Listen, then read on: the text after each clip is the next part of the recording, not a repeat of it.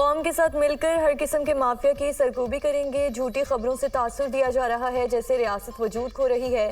Social media पर हेजान, मायूसी और अफरा तफरी की कोशिश की जा रही है।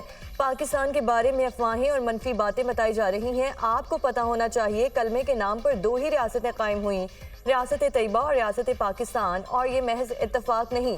पाकिस्तान वसाइल से मालामाल है। हमारे पास ग्लेशियर, दरिया, पहाड़ और ज़रख़ेज़ ज़मीन है। 60 की दहाई में पाकिस्तान एशिया का तेज़ी से तरक्की करने वाला मुल्क था, लेकिन हमने कायदे-आज़म के 3 ज़रूरी उसूलों ईमान, इत्तेहाद, तंजीम को भुला दिया और तनस्ली का शिकार हुए। ग्रीन पाकिस्तान इनिशिएटिव का मकसद ज़राअत पर काम करना है। प्रोजेक्ट से हासिल होने वाली आमदन का बड़ा हिस्सा सूबों को दिया जाएगा, बाकी हिस्सा किसानों और ज़रूरी रिसर्च के लिए रखा जाएगा। तमाम अज़ला में एग्रीकल्चर मॉल्स का इनेकाद किया जाएगा जहां किसानों को हर तरह की ज़रूरी सहूलतें मुयस्सर होंगी। फौज का इसमें रोल सिर्फ आवाम और किसानों की खिदमत है। Army chief general Syed Asim Munir का नेशनल फार्मर्स कन्वेंशन से खिताब, किसानों के पाक फौज जिंदाबाद के नारे।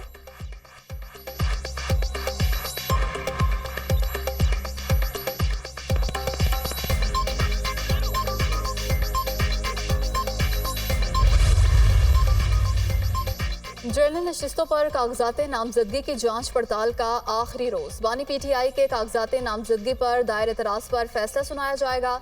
बिलावल भुट्टो के कागजात नामजदगी पर भी फैसला आज सुनाया जाएगा। मरियम नवाज के N119 और 120 से कागजात नामजदगी की जांच पड़ताल की जाएगी। N130 से नवाज शरीफ के कागजात नामजदगी से मुताल्लिक लिस्ट आवेजा की जाएगी। कराची के हल्का N242 में शहबाज शरीफ के कागजात नामजदगी पर भी एतराज दाखिल। करप्शन केसेस में मुलविस होने और मॉडल टाउन वाक़े की वजह से कागजात मुस्तरद करने की इस्तदा। PP 171 से साबिक वफाकी वजीर हमाद अजहर के कागजात नामजदगी पर एतराज दायर कर दिया गया।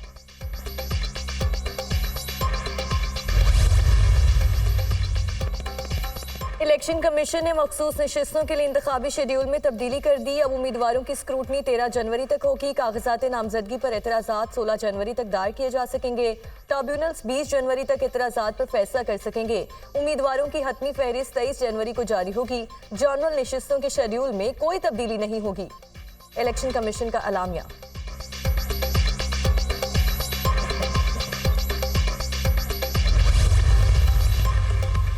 बानी पीटीआई और बुशरा बीबी की जमानत की दरखास्तों पर आज समाअत होगी। एहतसाब अदालत के जज मोहम्मद बशीर अडियाला जेल में समाअत करेंगे। प्रोसिक्यूशन की जानिब से तोशाखाना रेफरेंस में दरखास्तों पर दलाइल दिए जाएंगे। बानी पीटीआई ने जमानत बादिस गिरफ्तारी, बुशरा बीबी ने जमानत कबलस गिरफ्तारी की दरखास्त दायर कर रखी है।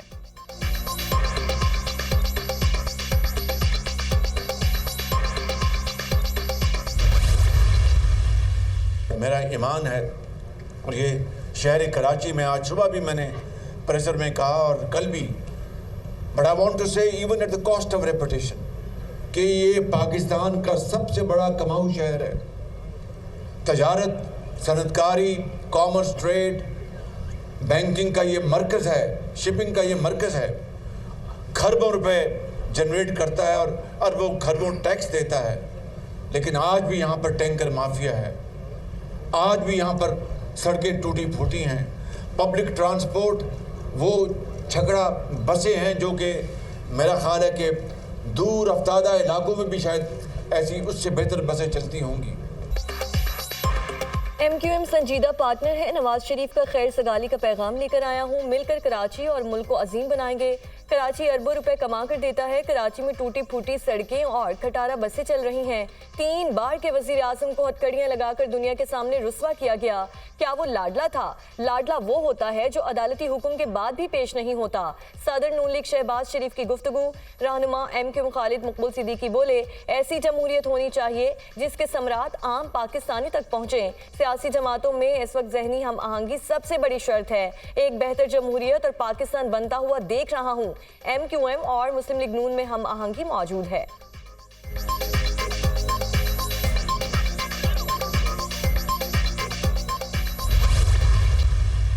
इन सारे सियासी रहनुमाओं को, ये जो रेमनेंट PDM के हैं, इनको अच्छी तरह नजर आया है कि 8 तारीख को इनके पल्ले कुछ भी नहीं बचना अगर election free, fair and transparent हुए। इनको इनका पता है, इसलिए इनकी सिर्फ ये कोशिश है कि PTI के पास बल्ला ही ना रहे। अदालत के फैसले को मुतनाज़ बनाने की कोशिश की जा रही है। मुखालफिन की कोशिश है कि PTI के पास बल्ले का निशान ना रहे। किसी जमात से इंतखाबी निशान लेना उसे खत्म करने के मुतरादिफ है। बल्ले का निशान अवामी उमंगों की निशानी है। सियासी रहनुमाओं की अदालतों पर हमलों की मजम्मत करते हैं। PDM जमातों को इलेक्शन में शिकस्त का सामना करना पड़ेगा। इलेक्शन कमीशन के पास इंट्रा पार्टी इलेक्शन के मामलात देखने का इख्तियार नहीं। चेयरमैन PTI बैरिस्टर गोहर की न्यूज़ कॉन्फ्रेंस। PTI रहनुमा लतीफ खोसा कहते हैं सुप्रीम कोर्ट ने नवाज शरीफ को ताहयात नाअहल किया, उसे चौथी बार वजीर आजम बनाने के लिए लाया गया। बादशाह सलामत के कागजात भी मंजूर हो गए, हमारे किसी उम्मीदवार के कागजात मंजूर नहीं हुए। ये तारीख की बदतरीन धांधली है। कब तक मुल्क की जमहूरियत के साथ खेल तमाशा होगा।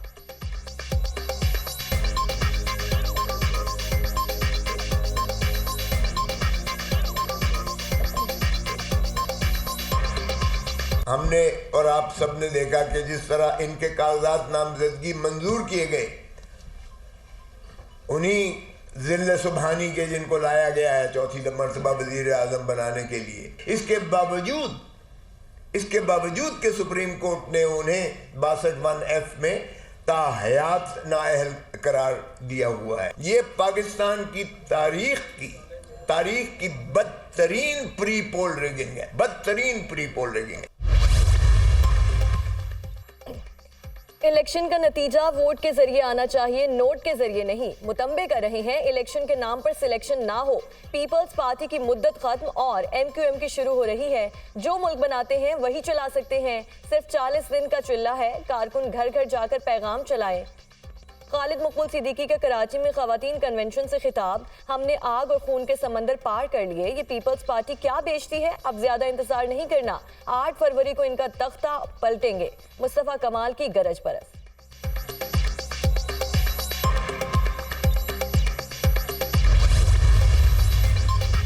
मेरे कागजात मुस्तरद हुए तो सुप्रीम कोर्ट तक जाऊंगी। ख्वाजा आसिफ झूठा प्रोपेगेंडा करके इलेक्शन से भागने की कोशिश कर रहे हैं। वो मेरे बेटे के मुजरिम हैं। ख्वाजा आसिफ के वालिद ख्वाजा सफदर ने भी मुखालिफ उम्मीदवार के कागजात मुस्तरद करा के इलेक्शन जीता था। उस्मान डार की वालदा रेहाना डार की सियालकोट में मीडिया टॉक।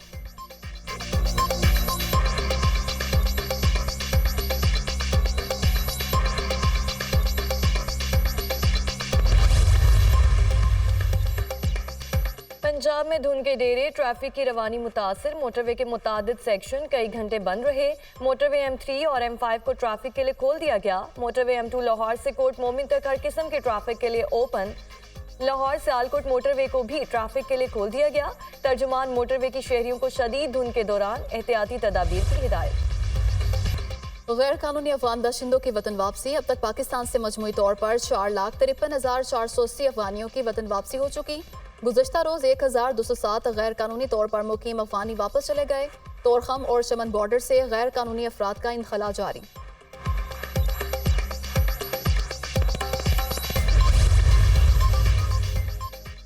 मज़लूम फ़लस्तीनियों से यकजहती। जनूबी अफ्रीका इस्लामी ममालिक पर बाजी ले गया। गजा में जंगी जराइम पर जनूबी अफ्रीका ने इसराइल को आलमी अदालत इंसाफ में खड़ा कर दिया।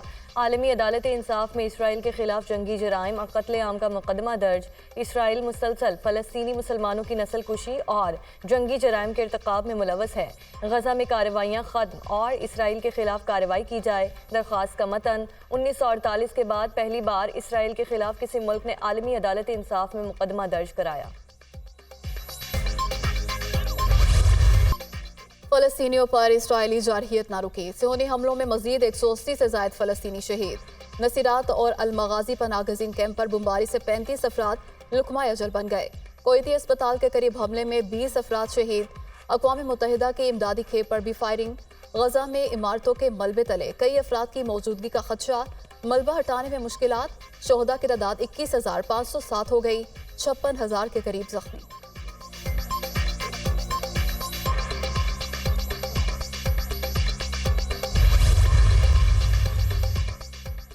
अमेरिका ने हत्या फ़लस्तीनियों के कत्लेआम में इसराइल का मददगार। वाशिंगटन ने इसराइल के लिए 147.5 मिलियन डॉलर के गोला बारूद और जंगी आलात की मंजूरी दे दी। कांग्रेस की नजरसानी की कार्रवाई के बगैर हंगामी कवानीन के तहत जंगी साजो सामान की मंजूरी दी गई है। इसराइल गजा में फ़लस्तीनियों की नस्ल कुशी कर रहा है। आलमी ताकतें मासूम लोगों को बर्बरियत से बचाएं। इसराइल फ़लस्तीनियों को मजबूर कर रहा है कि वो अपने घर छोड़ दें। बर वक्त एक्शन ना लिया गया तो गजा कब्रिस्तान में बदल जाएगा। फलस्तीनी सफीर माजिद बामनिया का अक़वाम मुत्तहिदा की सलामती काउंसिल इजलास से खिताब।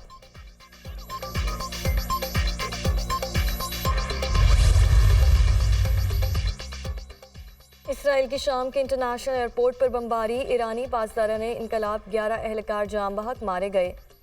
कमांडर्स एयरपोर्ट पर सीनियर हुक्काम के इस्तकबाल के लिए आए थे। इसराइल ने चंद रोज पहले ईरानी पासदाराने इनकलाब के सीनियर कमांडर रजी मोसवी को भी शाम में बमबारी करके